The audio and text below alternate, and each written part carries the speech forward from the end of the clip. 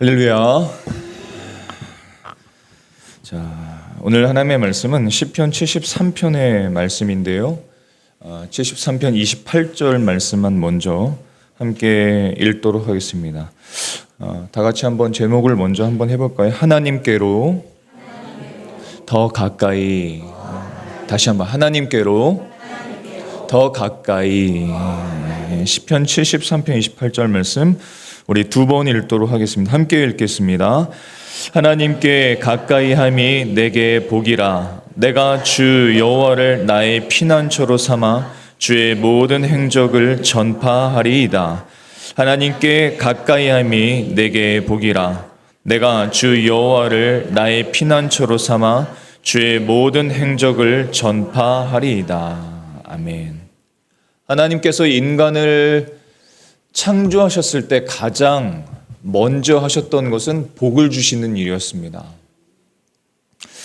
자막은 없지만 창세기 1장 22절의 말씀을 보면 하나님이 그들에게 복을 주시며 이르시되라고 말씀하셨습니다. 하나님은 우리가 복 있는 인생이 되기를 원하십니다. 그래서 하나님은 우리가 복되신 하나님께 가까이 하는 인생이 되기를 기뻐하십니다. 예수님께서 이 땅에 오신 것은 죄로 인해 멀어진 하나님과의 관계를 다시 가까워지도록 하기 위함이었습니다.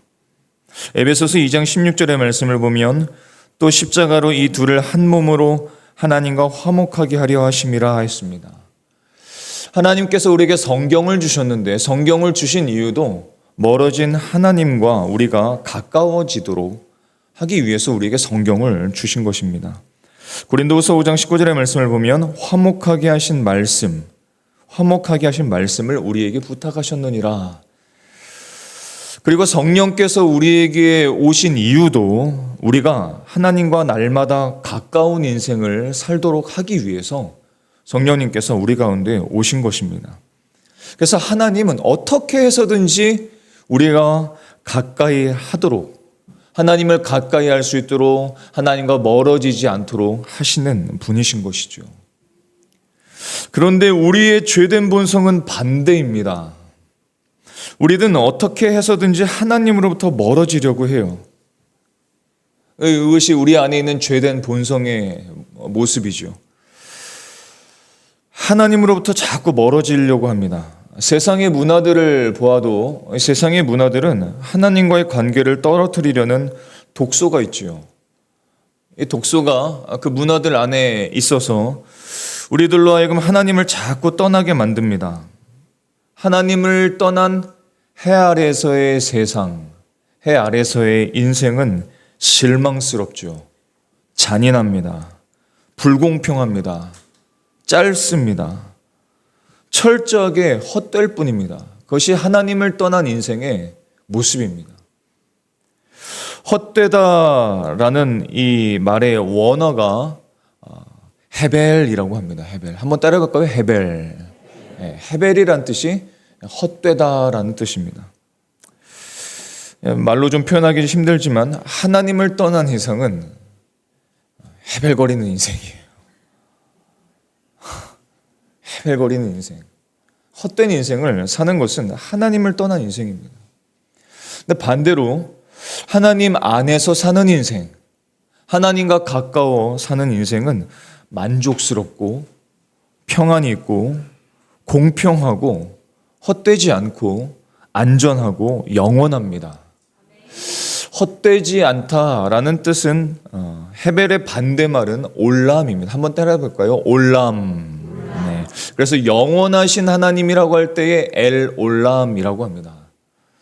그렇다면 여러분은 올람의 인생을 기대하시는지요? 아니면 헤벨거리는 인생을 기대하시는지요? 모든 사람은 사실 헤벨거리는 인생, 헤벨의 인생으로 태어납니다. 하지만 예수님을 믿으면서 올람의 인생으로 변하게 됩니다. 예수 그리스도를 통해서 하나님과 화목하게 되었음에 감사하실 수 있기를 바랍니다.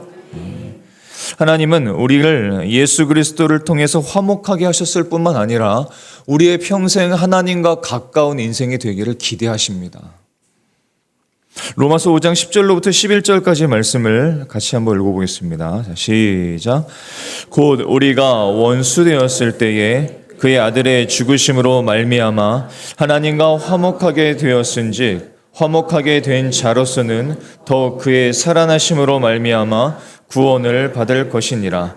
그뿐 아니라 이제 우리로 화목하게 하신 우리 주 예수 그리스도로 말미암아 하나님 안에서 또한 즐거워하느니라. 아멘.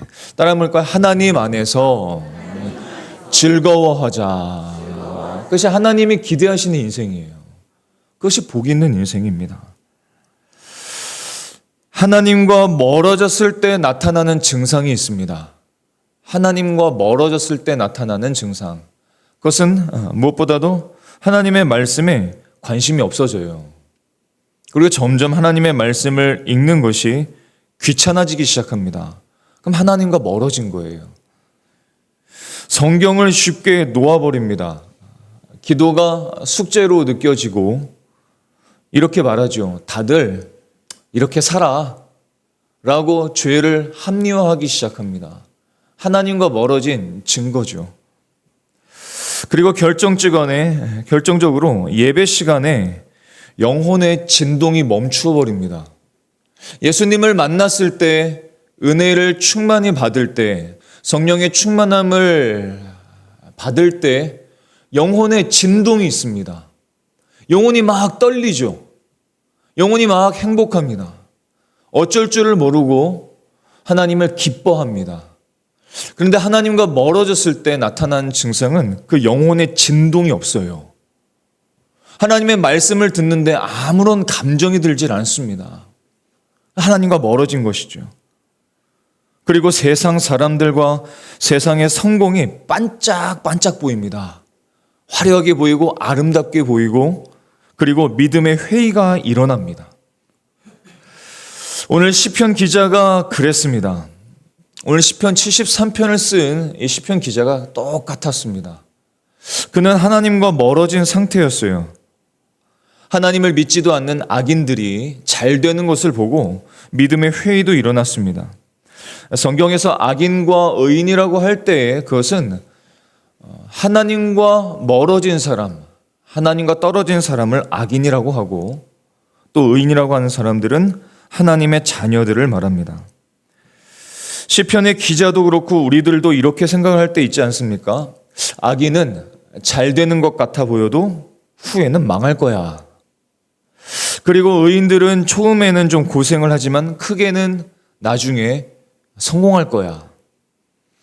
하지만 여러분, 그럴 수도 있고 그렇지 않을 수도 있습니다. 그리고 악인들이 세상 끝날까지 잘되며 형통하는 반면에 의인들은 끝날까지 시련 가운데 있는 경우도 있을 거예요. 시편의 저자도 이런 현실을 보고 믿음을 포기할 뻔했습니다.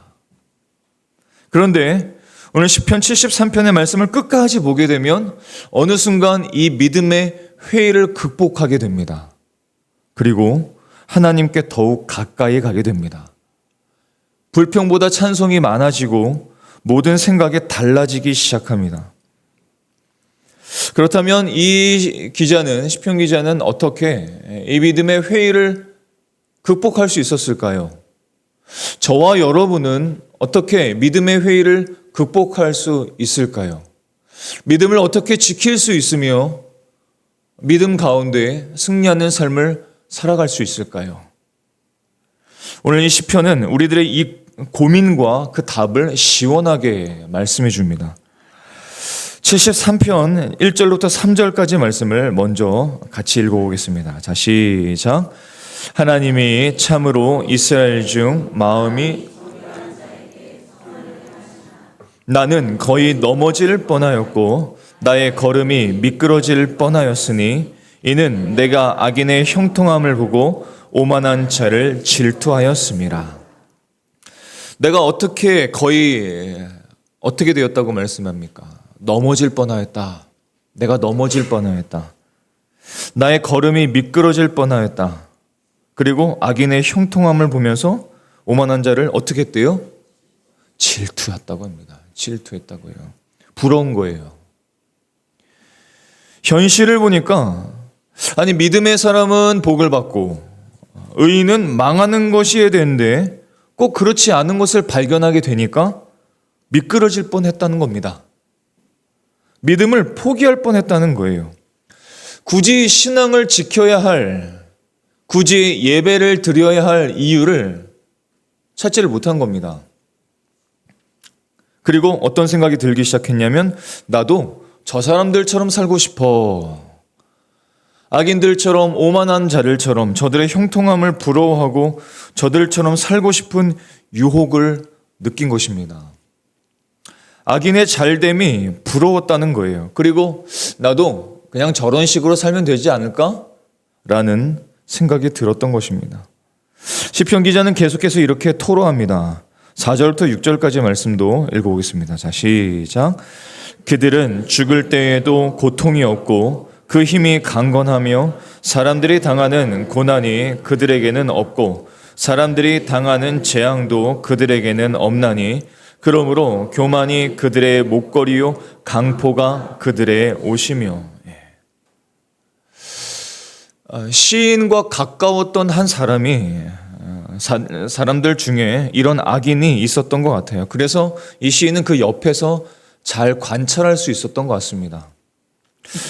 악인이라면, 하나님을 떠난 사람이라면, 그런 사람이라면 죽기 전만큼은 심한 어떤 고통을 겪거나 망해야 할 것 같은데 죽을 때도 별 고통이 없어 보이는 거예요.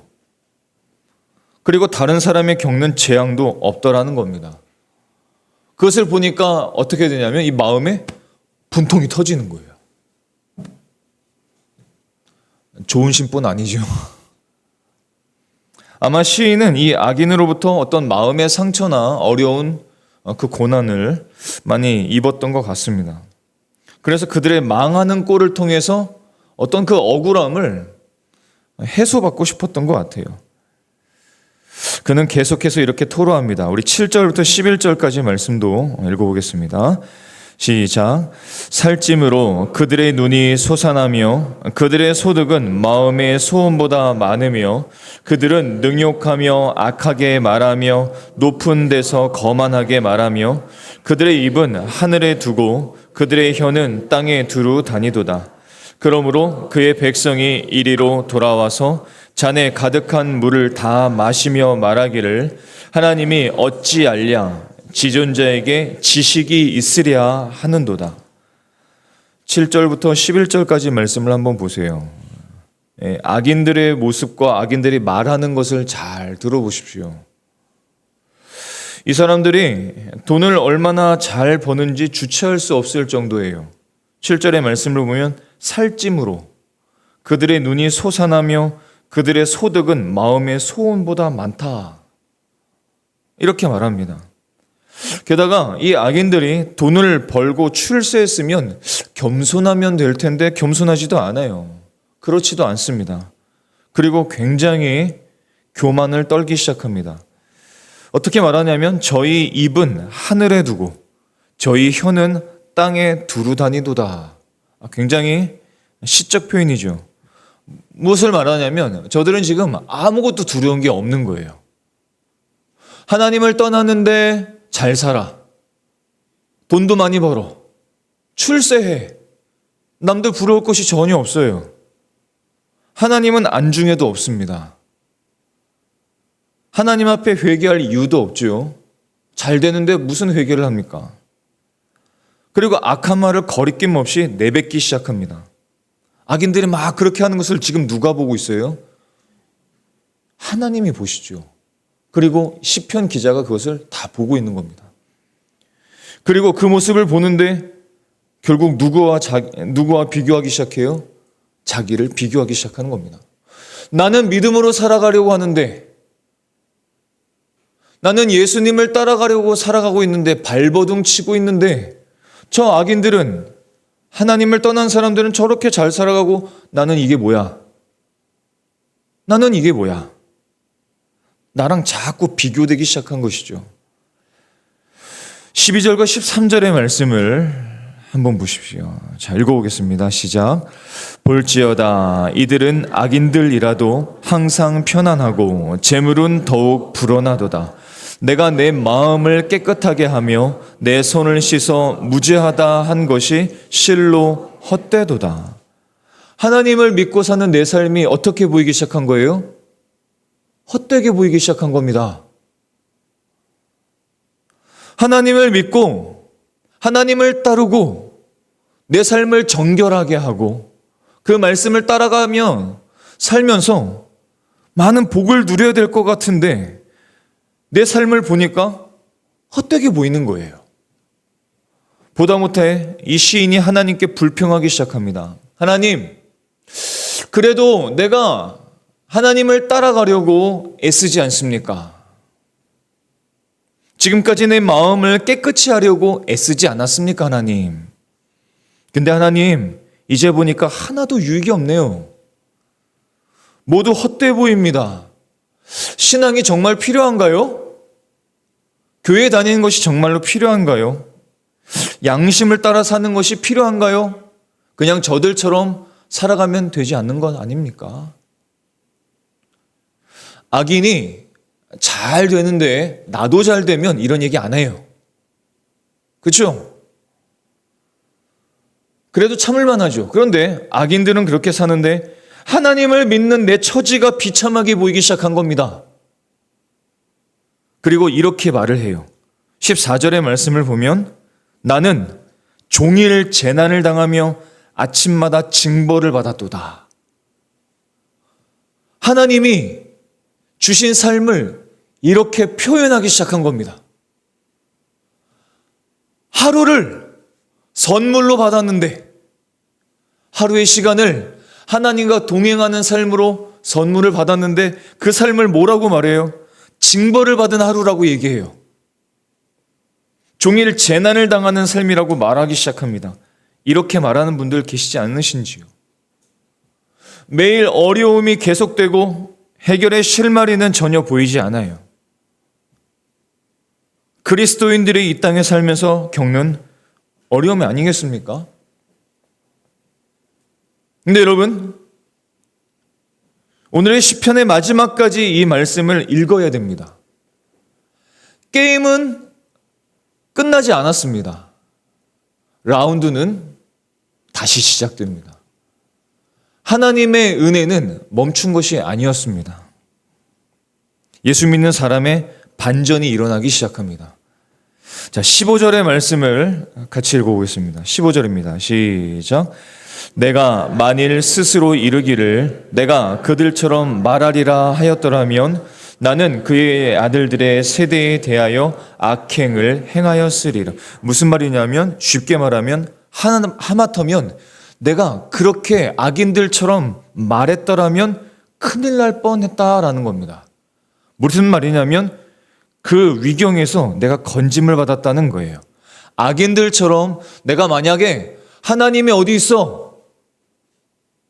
하나님이 어디 있어? 하나님이 어찌 알겠어? 하나님의 지식이 있겠어? 라고 말했더라면, 악인들처럼 말하고 악인들처럼 살았더라면 내가 악행을 행하였으리라.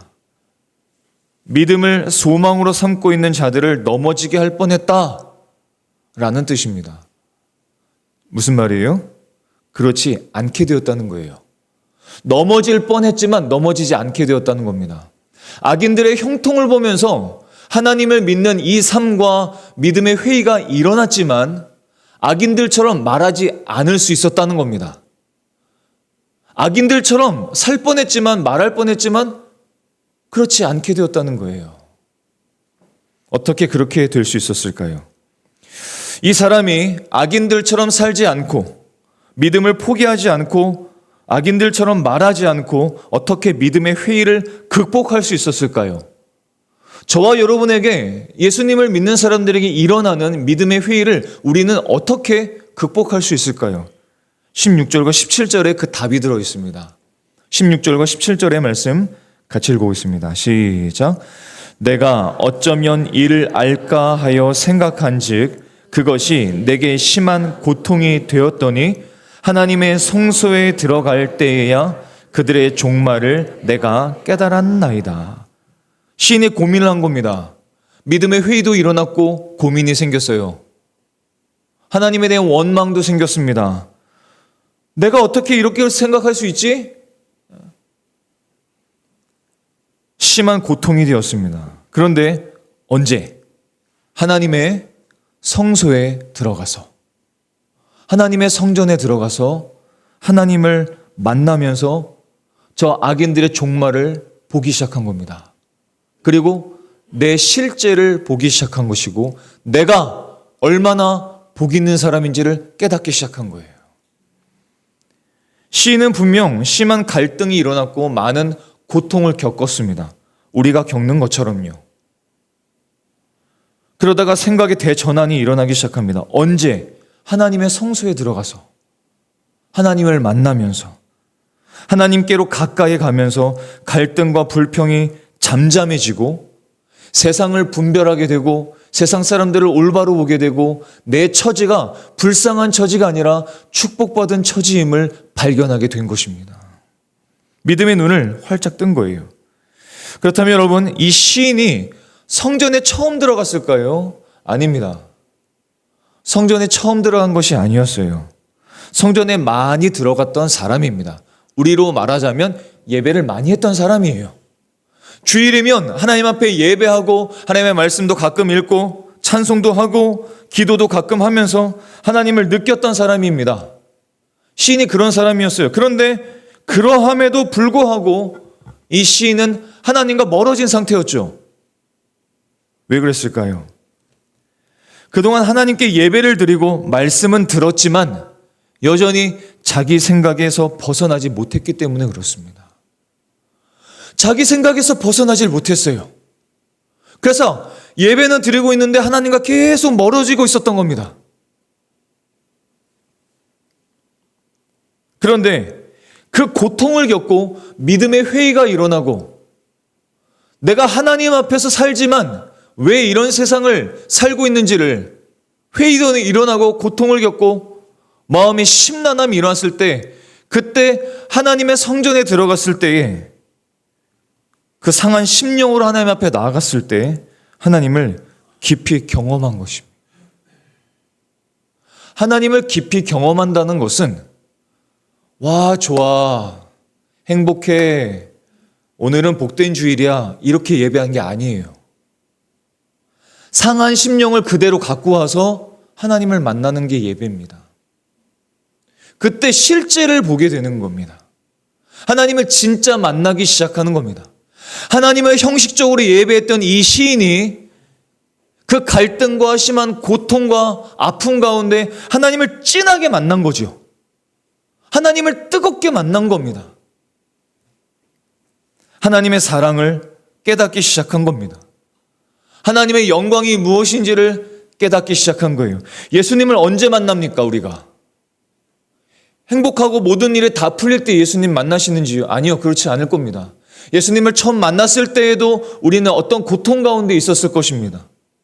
어떤 고통 가운데 세상에서 실패하고 아프고 고난 겪고 그랬을 때 예수님 만나지 않으셨습니까? 똑같아요. 하나님을 진하게 만나는 사람, 하나님을 예배 가운데 뜨겁게 만나는 사람은 상한 심령으로 나오는 사람. 내 고통 가운데 그것을 토로하고 때로는 하나님도 원망하지만 그때 만나주시는 그 하나님을 만나는 그 사람. 이 시인이 그런 하나님과의 만남을 갖게 된 것입니다.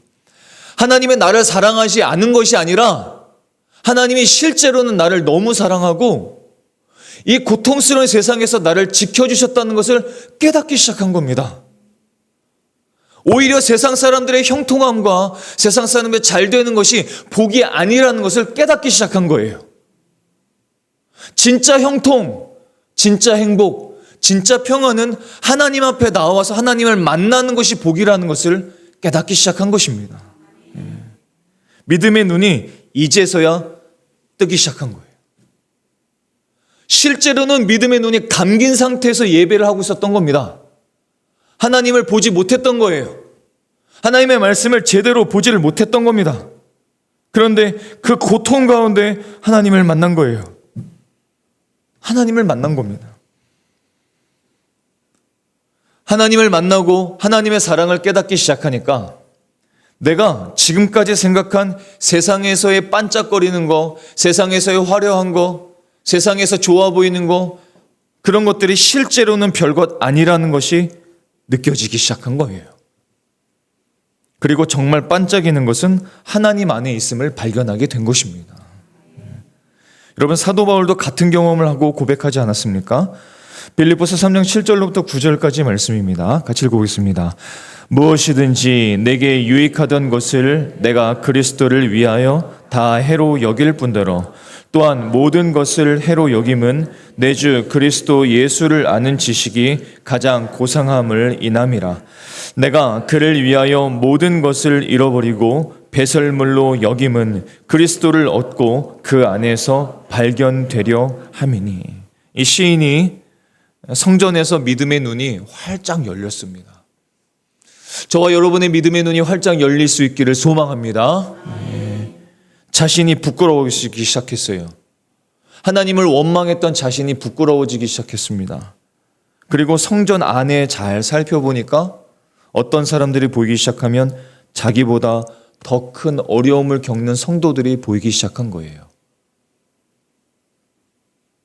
내가 제일 억울하고 내가 제일 원망스럽고 내가 가장 큰 어려움을 겪는 인생이라고 생각하면서 하나님도 원망하고 세상 사람들의 형통함도 마구 부러워하고 질투했는데 성전 안에 들어와서 하나님을 만나고 주의 성도들을, 그 옆에 있는 사람들을 보기 시작하니까 그런 게 아닌 겁니다.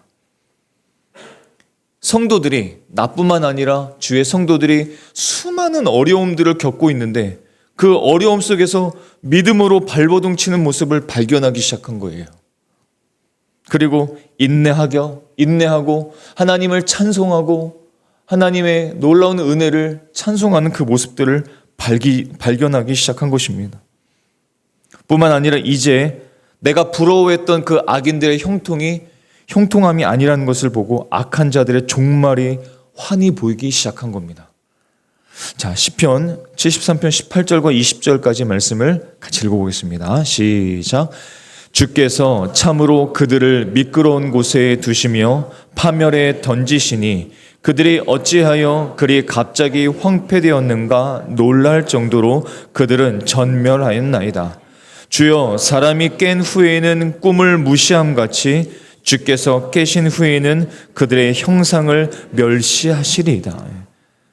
하나님을 만나고 악인들의 제대로 된 모습을 보기 시작하니까 어떤 모습이 보이기 시작하냐면 내가 부러워했던 저 사람들이, 그 악인들의 형통이 형통한 것이 아니라 저들이 사실은 미끄러운 곳에 서 있다는 것을 보게 된 겁니다. 견고한 자리에서 모든 것을 누리면서 하나님을 욕하는 그런 사람들의 모습들이 견고한 자리에 서 있는 줄 알았더니 한 발만 삐끗하면 지옥 낭떠러지에 떨어질 자리에 있었는 것을 보게 된 거예요. 그것을 보게 되니까 이제 어떻게 되나요? 저들은 이제 더 이상 부러움의 대상이 아니게 된 겁니다. 그러나 자신이 하나님 앞에서 얼마나 미련했는가를 알고 큰 충격에 빠지기 시작합니다. 21절부터 23절까지 말씀을 읽어보겠습니다. 시작. 내 마음이 산란하며 내 양심이 찔렸나이다. 내가 이같이 우매무지함으로 주 앞에 짐승이 오나 내가 항상 주와 함께하니 주께서 내 오른손을 붙드셨나이다. 아멘. 악인들의 형통을 부러워했던 자신이 부끄러워지기 시작한 거죠. 내가 얼마나 우매무지했는지를 이제 보기 시작한 겁니다. 예배를 잘 마치고 가는 사람, 하나님을 정말 만난 그런 주일을 보낸 사람은 자신의 어리석음을 깨달은 사람입니다. 예배가 끝났는데 아직도 내가 잘난 척한 줄 알고, 내가 잘난 줄 알고 도망가는 사람은 예배를 잘 드린 게 아니죠. 이 시인은 하나님을 만나고 믿음의 눈을 뜨고 내 무지함을 충격을 받기 시작한 겁니다. 그래서 하나님 앞에 내가 어떤 모습으로 보이냐면 짐승이라고 말해요. 짐승이라고. 내가 정말로 무지했구나. 내가 정말로 어리석었구나 깨닫기 시작한 겁니다. 사랑하는 성도 여러분, 우리가 예배를 드릴 때 이런 충격이 있어야 됩니다. 이런 충격이 있어야 돼요. 예배를 드렸는데 충격이 없이 예배를 끝나면 안 됩니다. 이 마음에 영혼의 진동이 생겨야 돼요. 하나님의 말씀을 듣고 내 어리석음을 발견하고 하나님의 위대하심을 보아야 합니다. 이것이 예배예요. 하나님의 영광을 보고 그 영광을 쫓지 못했던 내 인생을 회개하고 다시 그 하나님의 영광을 쫓아가기로 결정하는 그 예배. 그것이 예배가 아닙니까? 그것이 진짜 예배예요.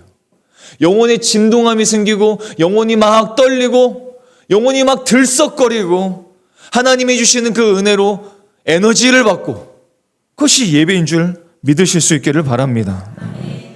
지금 시편 기자가 이것을 경험한 거예요. 마음이 산란했다는 것은 어지러웠다. 하나님을 만나고 나니 내 처지를 진짜 알고 나니 악인들의 형통함이 아닌 줄을 발견하게 되니 내 마음이 산란하고 영혼의 진동이 생긴 것입니다. 그리고 오직 하나님 한 분뿐이시군요. 내 인생에 하나님이 계시니 얼마나 다행입니까? 세상의 형통함을 보면서 부러워할 때는 내 처지가 아무것도 아닌 것 같아 보였는데 헛된 인생인 줄 알아 보였는데 이제 보니 그것이 아니었군요. 하나님이 나에게 계셨군요. 하나님이 나에게 계셨군요.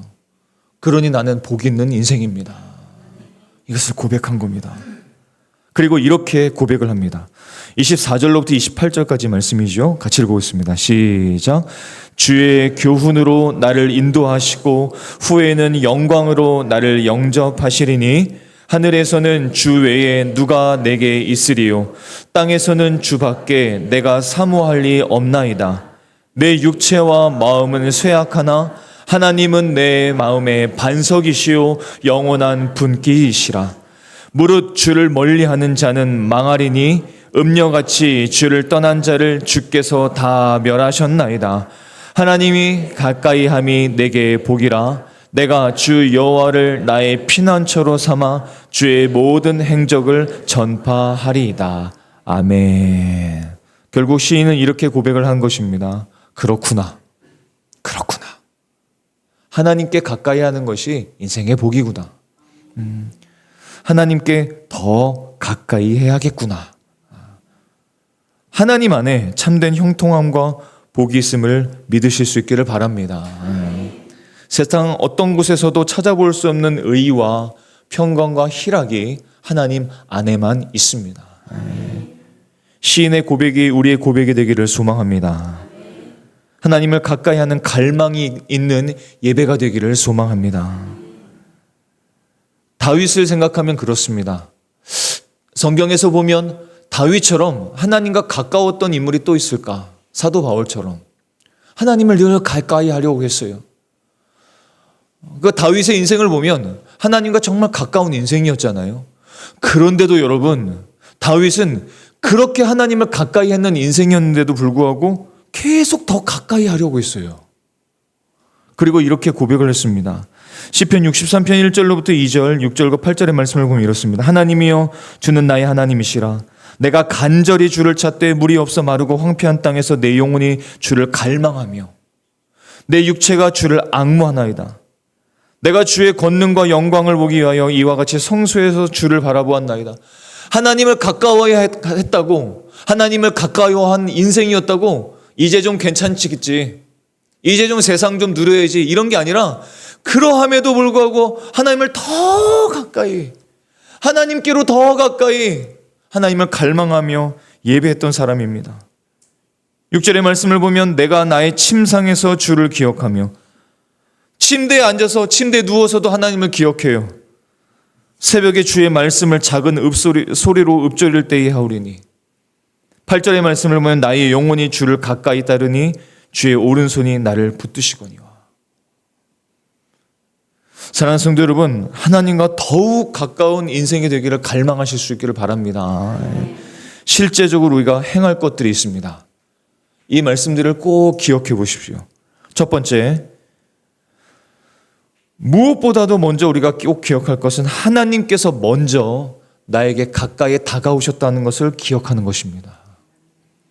시편 34편 18절의 말씀 읽어보겠습니다. 시작. 여호와는 마음이 상한 자를 가까이 하시고 충심으로 통회하는 자를 구원하시는도다. 시편 119편 115절의 말씀입니다. 시작. 여호와여 주께서 가까이 계시오니 주의 모든 계명들은 진리이니이다. 시편 145편 18절의 말씀입니다. 여호와께서는 자기에게 간구하는 모든 자 곧 진실에게 간구하는 모든 자에게 가까이 하시는도다. 아멘. 시편의 기자가 발견한 것은 무엇이냐면 내가 하나님을 멀리 하려고 할 때에도 하나님께서는 먼저 나에게 가까이 다가오셨다는 거예요. 그것을 발견한 겁니다. 하나님은 여러분에게 가까이 하시는 분이십니다. 예. 복음이 뭐냐면 하나님을 미워하고 원망했던 그 죄인들에게 다가오셨다는 게 복음이에요. 아무런 것도 하지 않았던 그 인생들에게, 그 죄인들에게 예수님께서 먼저 오셨다는 것이 복음입니다. 하나님은 똑같이 일하고 계세요. 지금도 주님은 먼저 우리에게 다가와 계십니다. 그 주님을 발견하실 수 있기를 축복합니다. 두 번째로 기억할 것은 우리의 죄를 자백하는 일상적인 습관을 만드십시오. 죄라는 것은 하나님과 우리의 관계를 막는 장벽입니다. 그 장벽을 계속 쌓으면 안 됩니다. 예수님께서 이 땅에 오신 것은 그 장벽을 허물기 위함이었습니다. 그리고 허무셨죠. 하지만 우리는 계속해서 그 죄를 통해서 하나님과 장벽을 쌓고 있습니다. 하지만 회개할 때 그 장벽은 깨끗하게 제거되기 시작합니다. 요한일서 1장 9절의 말씀을 읽어보겠습니다. 시작. 만일 우리가 우리 죄를 자백하면 그는 미쁘시고 의로우사 우리 죄를 사하시며 우리를 모든 불의에서 깨끗하게 하실 것이요. 아멘. 우리가 자백할 때 하나님은 우리를 용서해 주십니다. 그리고 하나님과 불편했던 관계가 이제 불편하지 않게 되죠. 누가복음에서 한 세리가 이렇게 회개하며 기도한 것을 기억하십니까? 한번 따라해 보겠습니다. 하나님, 나를 불쌍히 여겨주세요. 나는 죄인입니다. 주님께서는 이 세리의 기도를 들으시고 그를 용서해 주셨습니다. 다윗도 이렇게 말하지 않았습니까? 시편 51편 17절에 하나님께서 구하시는 제사는 상한 심령이라. 하나님이여 상하고 통회하는 마음을 주께서 멸시하지 아니하시리다. 상한 마음으로 예배하실 수 있기를 바랍니다. 하나님은 용서해 주시고 하나님과의 불편했던 관계를 제거해 주시고 하나님과 가까워질 수 있도록 우리를 인도해 주실 것입니다. 회개의 습관을 자꾸 가져야 돼요. 자, 세 번째, 하나님께서 말씀하실 때 그 말씀을 경청하는 것입니다. 사랑하는 성도 여러분, 내가 한 주 동안에 뭘 듣느냐가 내 한 주간의 삶을 결정합니다. 우리가 매일 들어야 할 것은 뉴스가 아닙니다. 우리가 매일 들어야 할 것은 날씨가 아닙니다. 우리가 매일 들어야 될 것은 사건, 사고가 아닙니다. 정치 이야기 아닙니다. 우리가 매일 들어야 될 것은 연예인 이야기도 아니에요. 우리가 매일 들어야 될 것은 항상 주의 깊게 들어야 할 것은 하나님의 말씀입니다. 하나님의 말씀을 먼저 들어야 돼요. 그 다음에 날씨 보세요. 그 다음에 정치 얘기 들으세요. 그 다음에 연예인 이야기 들으세요. 뉴스 들으세요. 하지만 하나님의 말씀을 듣지 않고는 듣지 마십시오. 듣지 마십시오.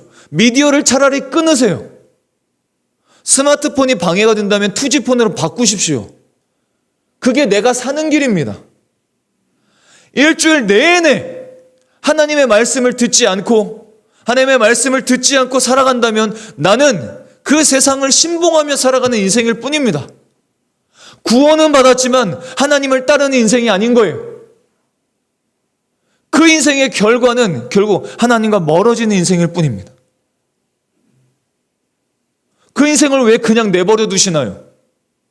하나님을 멀어진다면 우리 인생엔 남는 게 없는 거예요. 하나님이 멀어진다면, 복이신 하나님과 떨어져 버린다면 인생은 아무것도 남지 않습니다. 그 인생을 왜 그냥 내버려 두시나요? 내 인생이 그냥 나락으로 가는 것을 왜 그냥 내버려 두시나요? 하나님의 말씀이 우리에게 주어졌습니다. 그것만큼 복이 있는 게 어디 있습니까? 하나님의 말씀을 매일 들으실 수 있기를 바랍니다. 그 말씀이 들려져야 돼요. 귀에 들려지고 마음에 들려져야 됩니다. 하나님의 말씀이 생명입니다. 하나님의 말씀이 인생의 길입니다.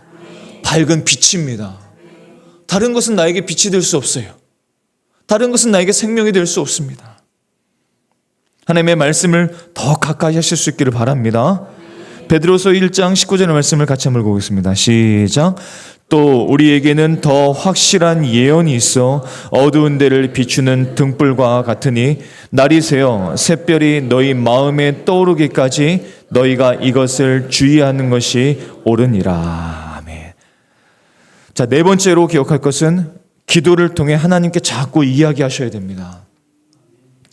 만약 성경을 읽는 것이 우리에게 말씀하신 하나님의 뜻을 듣는 것이라면 하나님께 이야기하는 것은 기도죠. 기도의 삶을 회복하실 수 있기를 바랍니다. 교회에 나와서 기도하십시오. 만약에 몸이 안 좋으면 골방에서 기도하십시오. 모든 미디어를 끊고 잠시 기도해 보십시오. 5분이어도 좋습니다. 10분이어도 좋습니다. 잠시 모든 미디어를 다 끊어버리고 하나님께 집중해 보십시오. 그분의 말씀을 경청해 보시고 그분께 기도해 보십시오. 시편 기자처럼 토로도 괜찮습니다. 원망도 괜찮아요. 내 상태, 내 처지를 그대로 고백하는 것도 괜찮습니다. 하나님은 솔직한 기도를 듣기를 원하시죠. 좋은 말 필요 없습니다. 장황한 기도 필요 없습니다. 내 솔직한 상한 마음을 주님 앞에 기도해 보십시오. 하나님과 소통하기 시작하죠. 하나님을 만나기 시작합니다. 하나님과 멀어졌던 관계가 회복되기 시작하죠. 기도를 어떻게 할지 모르겠다면 식기도부터 하십시오. 식기도는 쉽지 않습니까? 식기도가 괜찮다면 이제 주기도문을 시작하십시오. 그 주기도문 안에 모든 기도가 다 들어있습니다. 마태복음 6장 9절부터 13절까지 말씀 읽어보겠습니다. 시작. 하늘에 계신 우리 아버지여, 이름이 거룩히 여김을 받으시오며 나라가 임하시오며 뜻이 하늘에서 이루어진 것 같이 땅에서도 이루어지이다.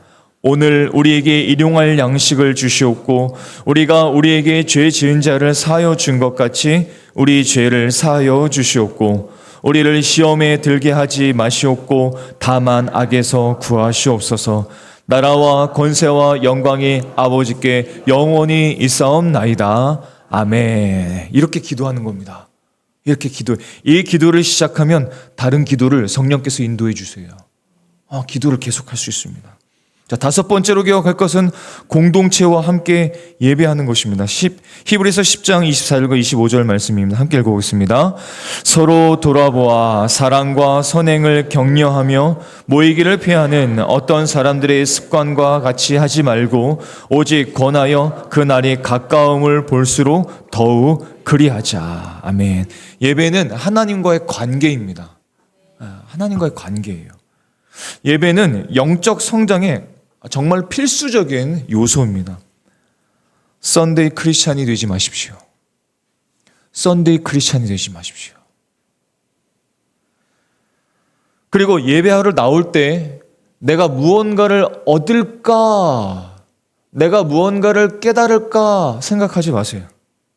내가 무언가를 드릴까, 어떻게 하면 내 인생을 드릴까, 이것을 생각해 보십시오. 그리고 교회 오면 예배실에 와서 잠시 앉아서 하나님을 만나십시오. 기도해 보십시오. 그리고 기도한 다음에 주님의 사람들과 함께 교제해 보십시오. 그러면 주님과 가까워질 수밖에 없어요. 가까워질 수밖에 없습니다. 자, 그리고 마지막으로 세상 속에서 예배를 마치고 세상 속에서 하나님의 말씀에 순종해 보십시오. 하나님과 더욱 가까운 관계는 순종의 삶 위에 구축되게 되어 있습니다. 흔들리지 않게 되었습니다. 예수님께서 다락방에서 제자들에게 이렇게 말씀하셨습니다. 요한복음 14장 23절의 말씀을 보면 나를 사랑하면 내 말을 어떻게 지킨다. 순종하는 것을 말씀하시죠. 사도 야고보는 이렇게 선언했습니다. 야고보서 4장 7절과 8절의 말씀입니다. 함께 읽어보겠습니다. 그런즉 너희는 하나님께 복종할지어다. 마귀를 대적하라. 그리하면 너희를 피하리라. 하나님을 가까이 하라. 그리하면 너희를 가까이 하시리라. 죄인들아 손을 깨끗이 하라. 두 마음을 품은 자들아 마음을 성결하게 하라. 아멘. 하나님과 깊은 관계 속에서 살아가는 그 인생은 하나님께 순종하는 사람들입니다. 하나님께 깊은 관계. 사랑하는 성도 여러분, 예수님께서 십자가를 지셨을 때 예수님은 무엇을 보시면서 십자가를 지셨냐면 예수님께서 십자가를 통해서 화목하게 하나님과 화목하게 될 우리를 보시면서 십자가를 지셨습니다. 그런 복 있는 삶을 보시면서 십자가를 참으셨습니다. 그리고 우리가 그 예수님으로 인해서 화목하게 된 우리가 하나님과 화목하게 하나님과 가까운 삶으로 살아가는 것을 보시면서 십자가를 지신 거예요. 사랑하는 성도 여러분, 예수님 안에 들어오셨습니까? 예수님을 믿으셨습니까? 예수님 안에 들어오신 것이죠. 만약에 예수님 안에 아직 들어오지 못하신 분이 계시다면 예수님을 영접하십시오. 예수님을 영접하십시오. 예수님은 우리의 삶을 구원하시고 하나님과 화목하게 우리를 인도해 주셨습니다. 자, 그리고 예수님 안에 계시지만 하나님과 멀어졌다면 하나님께로 더 가까이 나오십시오. 하나님을 가까이 하는 것이 복 있는 삶입니다. 하나님과 더욱더 가까워지는 한 주가 되실 수 있기를 소망합니다. 멀어진 하나님과의 관계가 있다면 하나님 앞에 나와서 우리에게 다가오신 하나님을 만나고 우리 인생의 진짜 복이 무엇인지를 발견하는 저와 여러분의 한 주간의 삶이 되실 수 있기를 예수님의 이름으로 축원합니다. 아멘. 기도하시겠습니다.